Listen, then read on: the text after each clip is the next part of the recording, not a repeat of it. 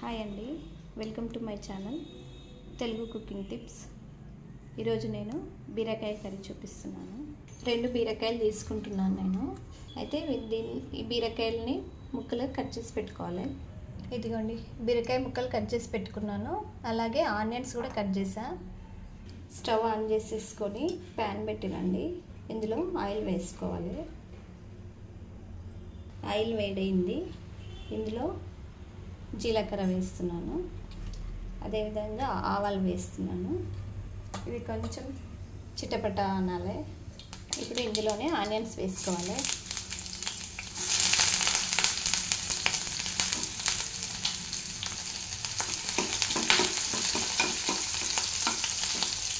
Onions కొంచెం fry అవ్వాలి ఆయిల్లో. ఇప్పుడు ఇందులోనే కరివేపాకు వేస్తున్నాను.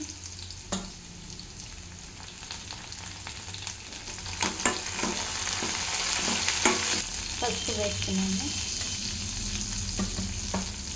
ఆనియన్స్ ఫ్రై అయినాయండి. ఇప్పుడు ఇందులోనే కట్ చేసి పెట్టుకున్న బీరకాయ ముక్కలు వేసేసుకోవాలి.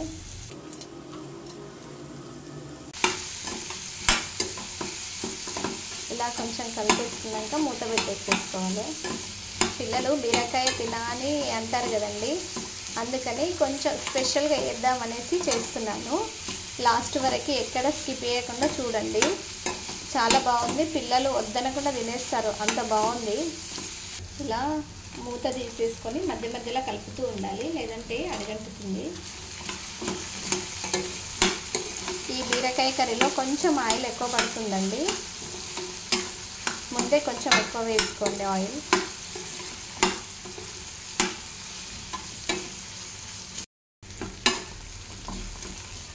ఇంకొంచెం ఫ్రై అవ్వాలండి ఇది. ఇప్పుడు ఇందులో సాల్ట్ వేస్తున్నాను.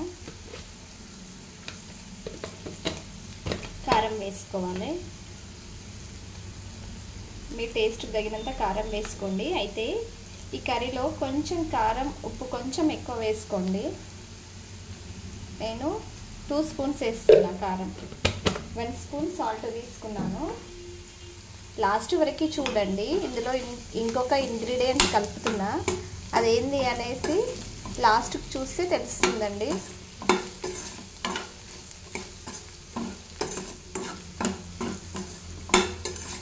ఇలా మాడనివ్వకుండా కలుపుతూ ఉండాలి. దీనిపైన క్యాప్ పెట్టేసేసుకోవాలి. ఇంకొంచెం ఉడకాలి ఇది. దీంట్లో వాటర్ వేయొద్దండి, ఇలాగే ఆయిల్లో ఫ్రై అవ్వాలి బీరకాయ. ఇదిగోండి, ఇందులోనే నేను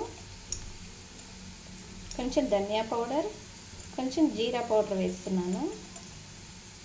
మీకు నచ్చితే వేసుకోండి, లేదంటే స్కిప్ చేసేసేయండి. ఇందులోనే పుదీనా వేస్తున్నాను. కొత్తిమీర కూడా వేస్తున్నాను. దీన్ని ఒకసారి ఇలా కలుపుకోవాలి. మాడనివ్వకుండా కలపాలి. ఇది 90% ఉడికిందండి. ఇంకొక 5% ఉడకాలి. ఇందులోనే నేను అల్లం వెల్లుల్లి పేస్ట్ వేస్తున్నాను. స్టార్టింగ్లో వేస్తే కొంచెం టేస్ట్ అంత రాదు అనేసి నేను లాస్ట్లో వేస్తాను. దీని ఫ్లేవర్ కూడా బాగుంటుంది లాస్ట్లో వేసుకుంటేను. ఇప్పుడు ఆల్మోస్ట్ అంటే 95% ఉడికిపోయిందండి. ఇప్పుడు నేను వేస్తానన్న ఇంగ్రీడియంట్ ఏంటి అంటే ఎగ్ అండి. నేను ఈ కర్రీకి 2 ఎగ్స్ తీసుకుంటున్నాను. అంటే ఆల్మోస్ట్ ఉడికిపోయింది అన్న తర్వాత ఇది ఈ ఎగ్ పగలగొట్టి ఇందులో వేసేసుకోవాలి.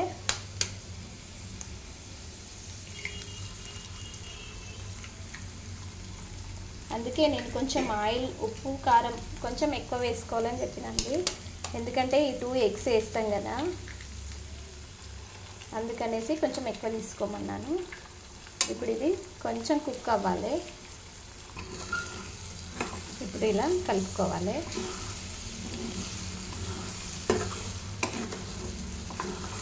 ఇది లాస్ట్లో వేసుకోవాలండి, ఎందుకంటే ఎగ్ కదా తొందరగా కుక్ అయిపోతుంది. ఇందులో ఎక్కువ టైం పట్టదు ఎగ్ ఉడకడానికి. ఇలా చేసి పిల్లలకి పెట్టండి, వద్దనకుండా తినేస్తారు. చాలా బాగుంది కర్రీ. అంటే డైలీ చేసుకునే కర్రీ కంటే ఇలా కొంచెం డిఫరెంట్గా వేద్దామనేసి చేశానండి నేను. మీరు కూడా ఒక్కసారి ట్రై చేయండి ఇలా. ఇంకొంచెం ఇది కుక్ అవ్వాలి. ఇదిగోండి ఆల్మోస్ట్ కుక్ అయింది ఎగ్ ఇందులో, బీరకాయలో.